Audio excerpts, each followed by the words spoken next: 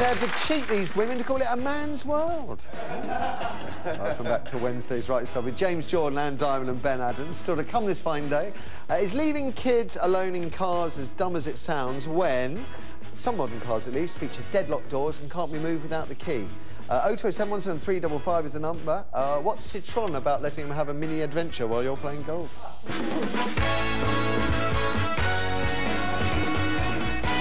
But right now, should fathers-to-be have the right to see their baby born, even if the mother doesn't want dad anywhere near her in the delivery room?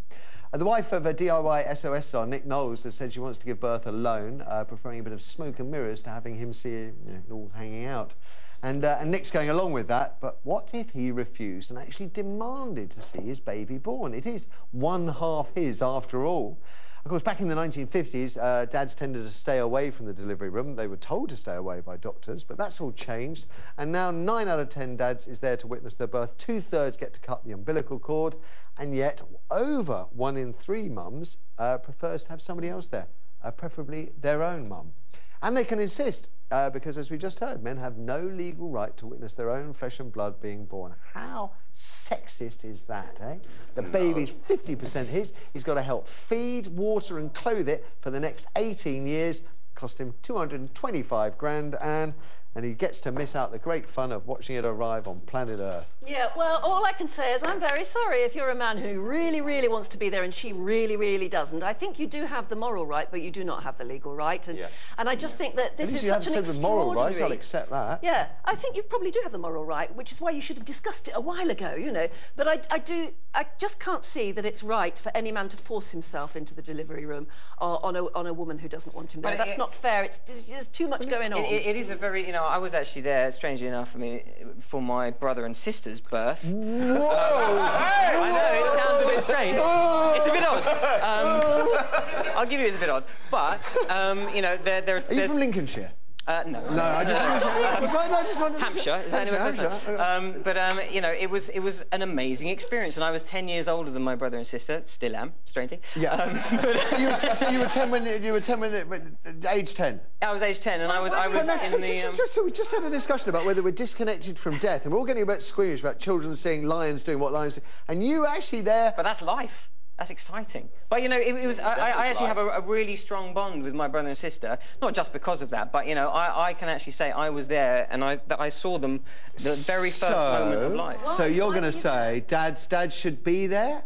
Well, if they want to be there? I think it would be a real shame to miss out on that. And I know it's, you know, it's not a particularly flattering experience for women and stuff, but, you know, that's the first breath of life that your child is gonna, you know, take. So you want to be there for that, so that you can experience it with them. And you know, changing your mind, Anne? No, oh, come on! No. I still say I think morally you have the right. Yeah. And it would be really nice if you could agree on it. But if you are fundamentally disagreed about it, I do think that she has to have the say. James? I agree with Anne 1,000,000%. I mean, at the end of the day, it's the lady's body. The lady's going through the. It's your baby. Experience.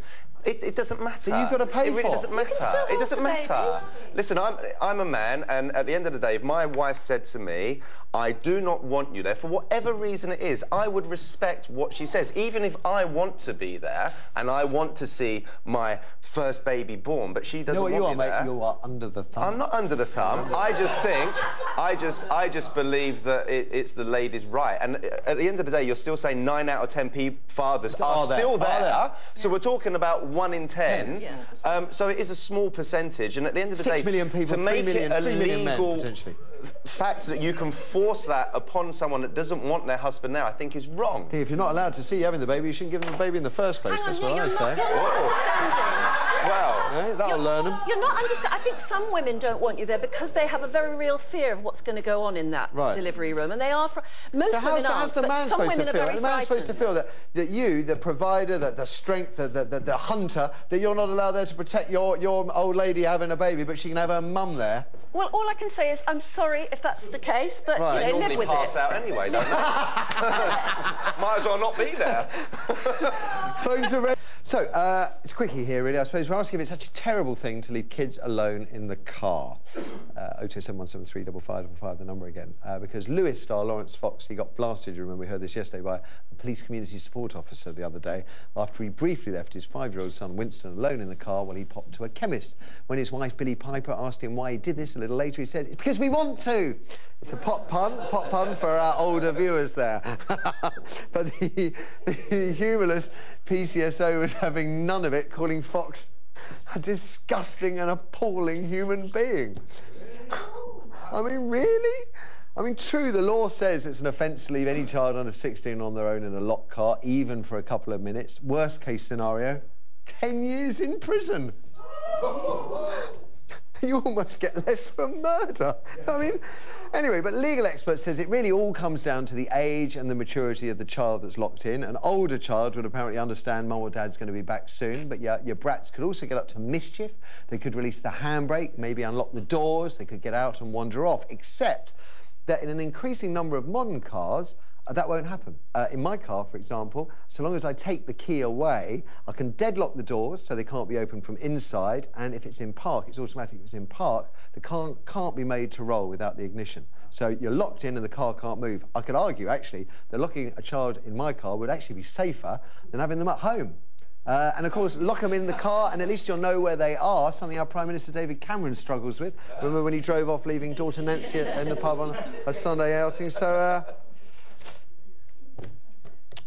I'm going to start with you, Anne, actually, as you have the most kids. Well, as I said yesterday, I mean, I love Lawrence Fox to bits, but it's wrong. He shouldn't have done it. No, you don't know. If he's got my car, if he had my car, deadlocked, can't move. The child can wake up, can start crying, can get distressed and set the burglar alarm off for a start, because they do that a lot. I mean, I've seen that happen.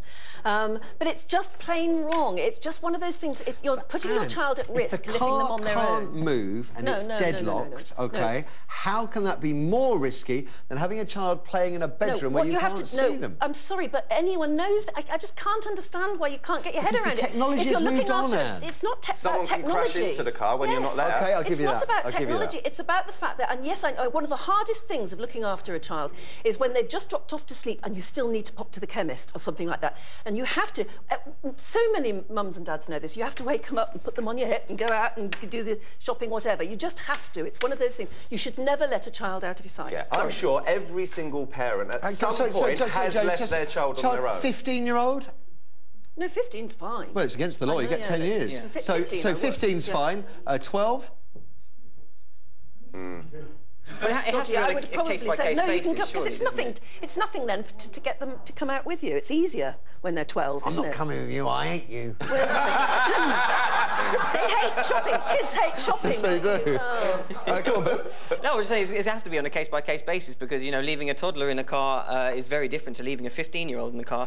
And, you know, it also depends where you're leaving it. Are you leaving it in a dangerous place or, you know... OK. The car is parked in a safe place down a quiet cul-de-sac.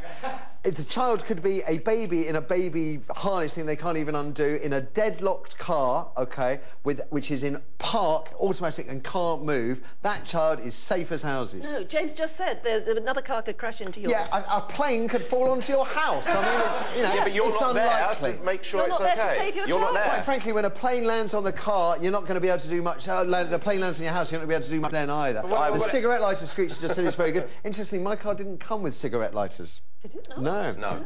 What about kidnapping and stuff? Is that not even something? I don't know. I don't know. I'm thinking of I don't have kids, so I'm just trying to think of every eventuality that, you know, might occur. That's what you have to think of. You do have to think of every eventuality. 15. You can leave a 15-year-old in a car on their own. OK, listen, the law is there that says under 16. I think that obviously in certain cases that, you know, a 15-year-old really, I mean, I think it's a little bit silly. OK, but 12?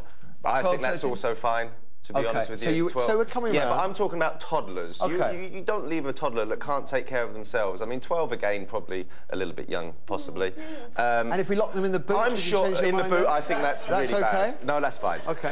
I think that it depends on the circumstances. I'm sure that at some point, every parent has left their child on their own for a split second, whether it be that they forgot their something in the house and they run back in the house to get it. And if we locked them all up for 10 years, our classrooms across the country would be tiny. I agree, but it's still wrong. Whatever way you look at it, it's still wrong. OK. OK, it may be wrong, but who cares, right? We have Julie on line 1. Julie, good morning. Good morning. So, would you leave a child in a car if the car was safe to do so, deadlocked, couldn't move? No, I wouldn't. I wouldn't leave a child on her own in the car, even if I was only going to be a couple of minutes. I don't leave my handbag in the car. I don't leave my iPhone in the car on show. Okay. I remove the front from the stereo whenever I get out of the car. So why would I leave my most prized possession on show on its own in a car? That's a good point.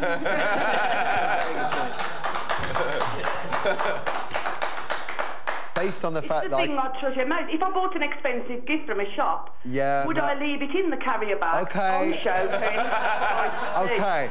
You see, I constantly have a go at Mrs. Wright for doing just that, leaving stuff in the car, because I just said it's an invitation to thieves. I hadn't actually thought about the snatching element. You've got me, Julie. And we've still got minutes to spend. Rats, Julie. I'll lock you in my car if I get a chance. Right, we have Nairi on line 2. Nairi, good morning. Good morning. OK to lock a child in a car? No, I used to think so. My oldest is 17. Right. And, you know, then I had my second child, and I heard a story about a toddler who got injured in a car that was parked right outside a shop. The mother could see the child from outside the shop, and they turned around and felt so guilty, and all the rest of it because the child had actually been injured, and they weren't with the child. But that accident still would have happened whether the mum was in the car or out of the car.